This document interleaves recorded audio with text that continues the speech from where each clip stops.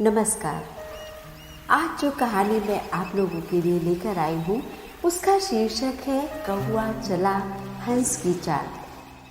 कौवा जब हंस की चाल चलना चाहता है तब अपनी चाल ढाल भूलकर अपना नुकसान खुद ही कर लेता है। इसलिए प्रभाव से नहीं स्वभाव से जियो। आज तक कोई भी मानव अनुकरण करके महान नहीं बन सका। जहाँ नकल है वहाँ सिर्फ दिखावा और चापलूसी है। इसलिए तुलनात्मक अध्ययन करना छोड़ दो और जो आप सच में हो वैसे ही जियो। एक नगर में एक सेठ रहता था। उसके घर में एक नौकरानी काम करती थी। एक बार दीपावली के शुभ अवसर पर सेठानी ने चूड़ा पहना। वह चूड़ा बहुत ही कीमती था।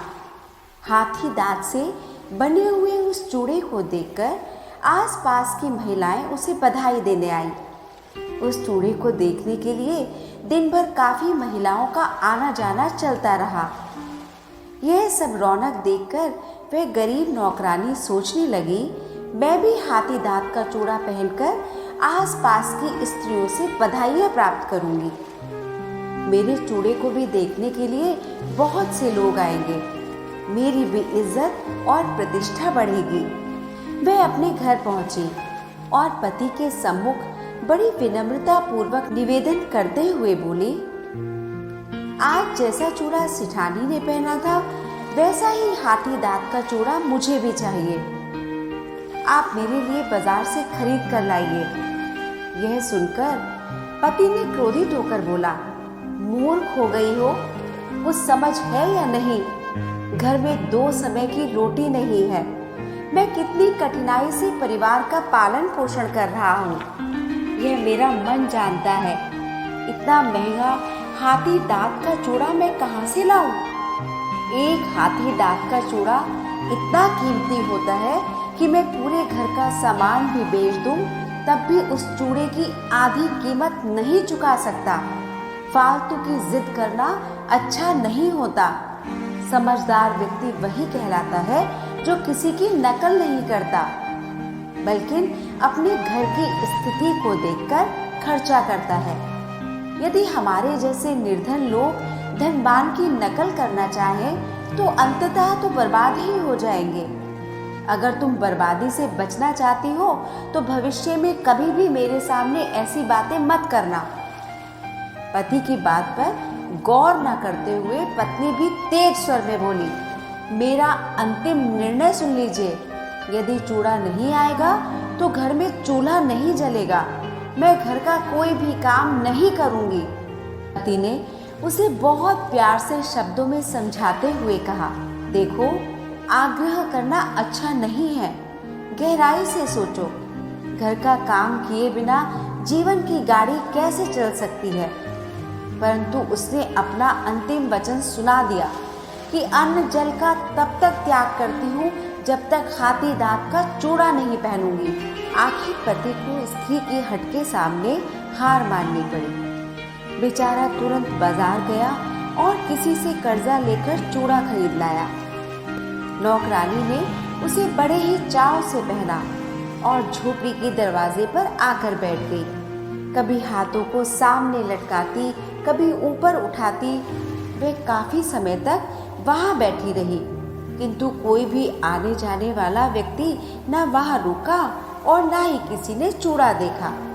4-5 दिन तक निरंतर यही क्रम चलता रहा। फिर भी किसी व्यक्ति ने चूड़े की तरफ नजर उठाकर नहीं देखा। अब उसके मन में चूड़े को प्रदर्शित करने की छटपटाहट और भी तेज हो गई। उसने आओ देखा न ताओ अपनी झोपड़ी में आग लगा दी। देखते देखते आग की लपटें आकाश को छूने लगी। चारों ओर से लोग सहायता करने के लिए आने लगे ताकि किसी तरह आग पर काबू पा सके। जैसे तैसे लोगों ने आग पर काबू तो पा लिया, किंतु उसकी झोपड़ी जलकर राख हो गई। लोगों ने संवेदना प्रकट करते हुए पूछा, बहन, आपके घर की सभी चीजें जलकर राख हो गई हैं।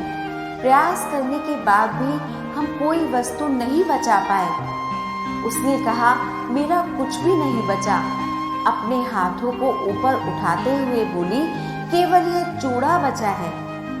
लोगों ने आश्चर्य प्रकट करते हुए कहा, अरे वाह, इतना मूल्यवान हाथी दांत का चूड़ा तूने कब पहन लिया? बड़ा सुंदर है तेरा चूड़ा। पहले तो हमने कभी तेरे हाथ में नहीं देखा। कहाँ से खरीदा तूने और कितने का मिला? उसने बड़ा ही तेज होकर बोला, अरे तुम लोग कितने अजीब हो।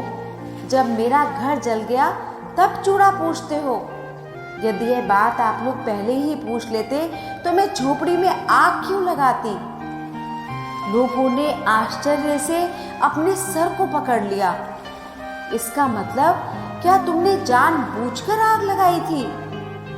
उसने कहा, जी बात ऐसी है कि मैं एक सेठानी के घर में काम करती हूँ और सेठानी को जब कीमती हाथी दांत का चूड़ा पहने देखा तो मेरा मन किया कि मैं भी ऐसा चूड़ा पहनूं ताकि लोग मुझे भी बधाइयाँ दें। मेरा दुर्भाग्य ऐसा था कि कर्जा करके मेरे पतिदेव चूड़ा तो ले आए, परंतु मेरा चूड़ा देखने के लिए कोई भी नहीं आया, इसलिए मुझे अपना घर जलाना पड़ा। लोग उसकी मूर्खता पर हंसने लगे और कहने लगे, कौवा चला हंस की चाल, भूल गया अपनी भी चाल। इससे बढ़कर मूर्खता और क्या हो सकती है? किसी ने ये पंक्तियां बड़ी सही लिखी हैं। लोग प्रदर्शन के लिए करते निज नुकसान, उनसे बढ़कर कौन है जग में मूर्ख महान। तो दोस्तों, कैसी लगी आपको ये कहानी? प्लीज़ कमेंट बॉक्स में अपने कमेंट्स डालना मत भूलिएगा। और हाँ, जिसने अभी तक इस चैनल को सब्सक्राइब नहीं किया है, प्लीज़ इस चैनल को सब्सक्राइब कीजिए, लाइक कीजिए और शेयर कीजिए। धन्यवाद।